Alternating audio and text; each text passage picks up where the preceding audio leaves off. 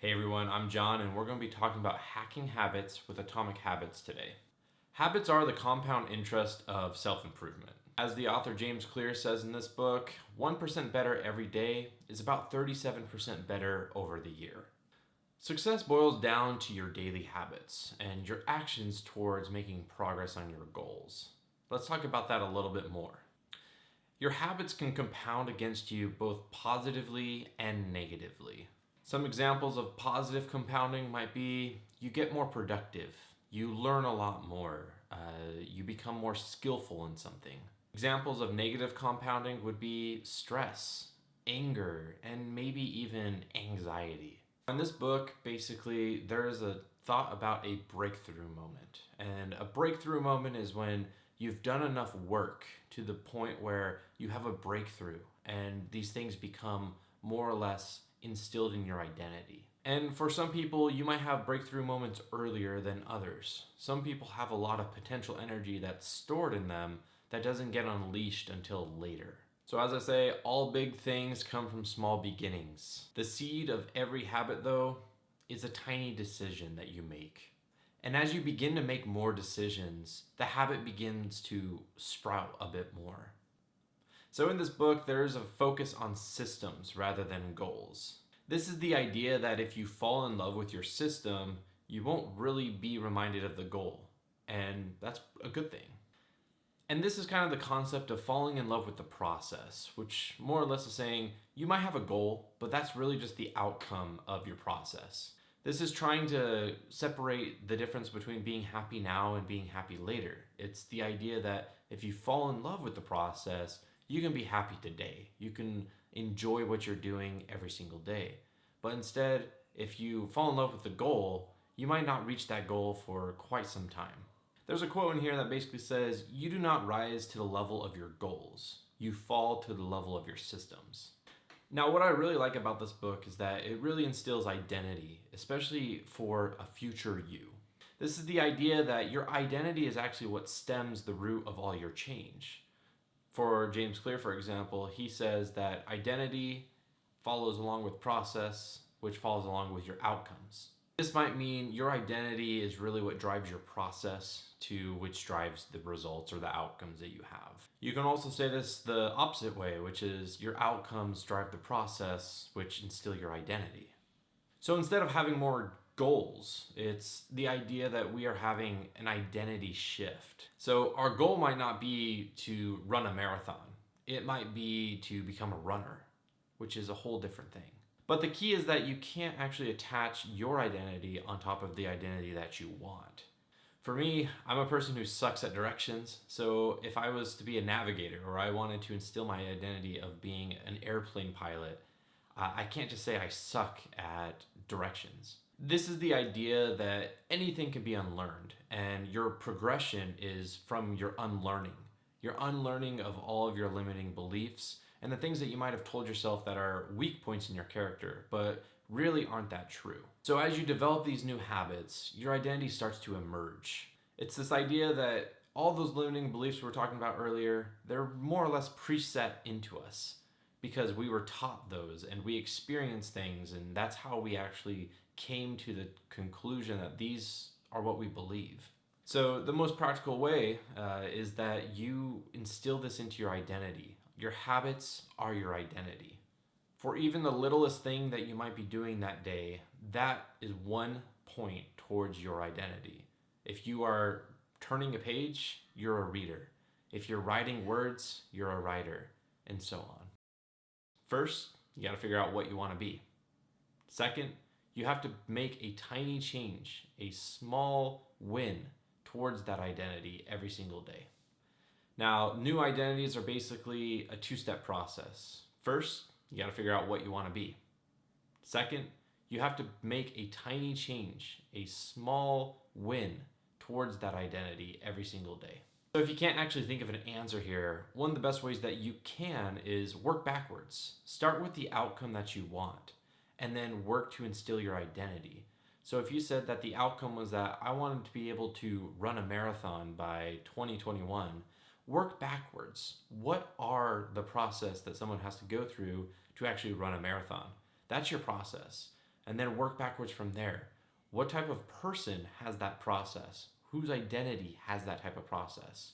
So let's jump into the idea of what a habit is. A habit can be broken down into 4 steps, at least by James Clear's model. This is the idea that there is a cue, a craving, a response, and a reward. When we jump into this problem phase, it's this idea that there's a cue or something that we kind of are alerted to, and then there's a craving of why do we actually want to do it.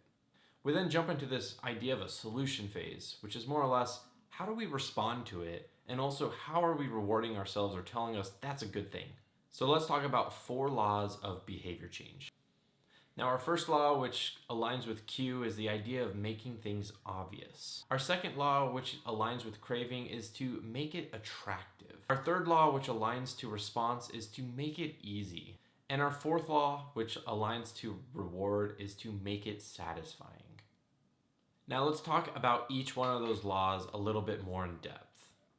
The first law, which is to make it obvious. Well, how do we make a habit obvious? Now, the first step is really just to become aware of our current habits.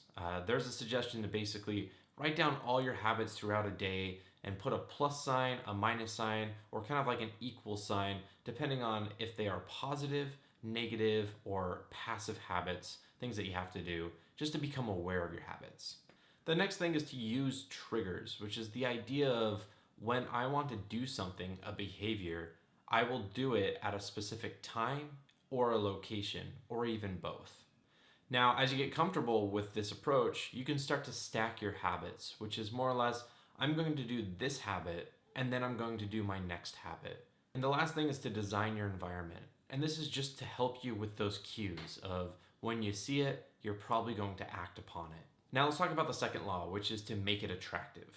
Now, the first thing is a thing called temptation bundling. It's this idea that you can pair your habits with something that you want to be doing and something that you need to be doing.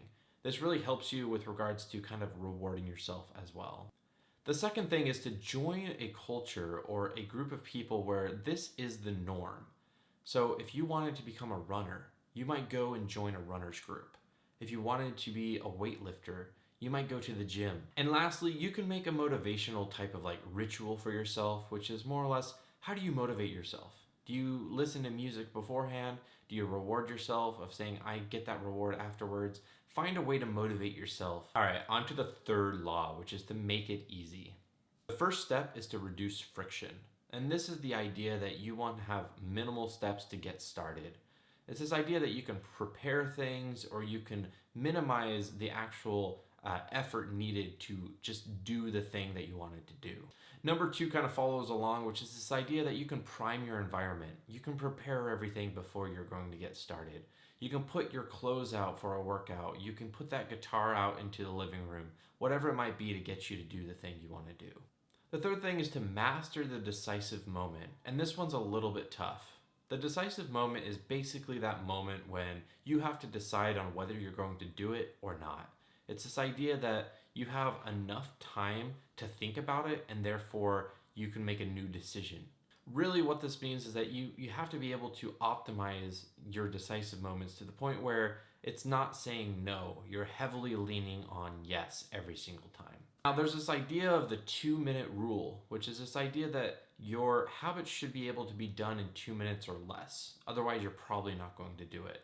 So this might be like going to the gym. It should take you a few minutes just to get in the car so that you're headed to that destination. And lastly, you want to be able to automate your habits in any way that you can. So if you can reduce the friction as much as possible by using technology or having some type of process around it that makes it really effortless, do it. And last but not least, the last law, which is to make it satisfying. The first step is to use reinforcement. And this idea is that you can reward yourself or give yourself something that you wanted after you finish the thing you didn't necessarily want to do. Now, number 2 is this idea of basically making doing nothing enjoyable. This is the idea that even if there's something that you don't want to do that will benefit you as a habit, you got to be able to flip it on its head so that you can actually see the benefits that aren't attractive to you today.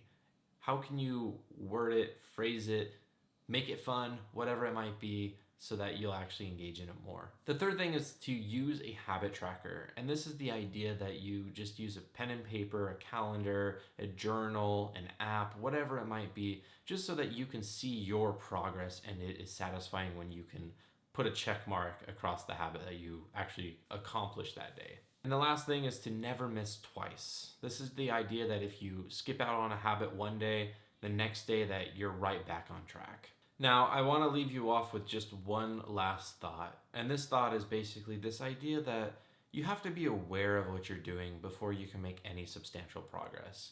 You have to know what you're doing today, you have to know your future identity, and you also have to have a good idea of what kind of outcomes that you want. Your feelings are also a huge driver with your habit journey. You're going to feel different things along this process of how do I respond to things? How do I feel about them? How do I reward myself? Well, how do I feel that I accomplished it? Your feelings are actually going to drive a lot of your desires. So keep that in mind to kind of be in tune with your feelings, especially when you're first starting. Last but not least, I just want to say that this is hard stuff. You're going to have a lot of issues with self-control potentially. You're going to have a lot of issues with just getting on track and being consistent. But don't give up. That's the key. Don't give up. It doesn't matter if you try everything.